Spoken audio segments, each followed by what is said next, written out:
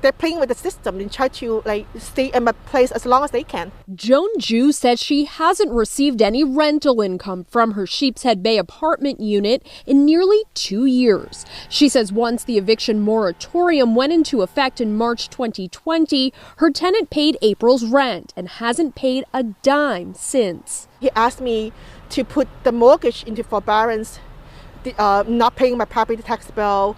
He said it's a pandemic. There's nothing you can do about it. I just stay here. Zhu says she pays $3,128 a month for mortgage, property taxes, and water at this two-family home. Her tenant's $2,500 a month rent payment would have covered the majority of that. The eviction moratorium at first prevented landlords from filing any new eviction cases and paused pending evictions to prevent people from having to move and potentially be exposed to COVID-19. It also gave landlords protection from foreclosure on their mortgages, but that too expired with the moratorium last month. Renee DeGrugier, who practices landlord-tenant law, says the pandemic protections are still hurting landlords. The two-family homeowners who are depending on this rent to pay their mortgages are going to lose their homes because nobody's doing anything to help them. Zhu's case is one of tens of thousands of pending eviction cases in the city. Hers did go before a Brooklyn judge in November.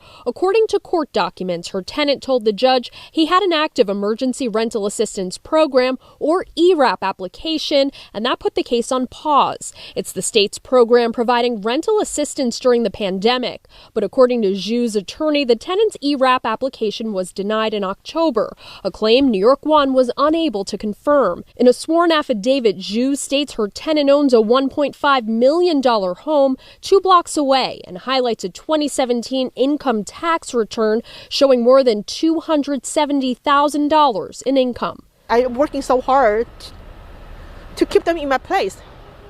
How would that be fair? We were unable to reach Zhu's tenant at her rental apartment and by personal and business phones. It's not clear if he has retained an attorney for his eviction case. Her case is scheduled to go before a judge next week.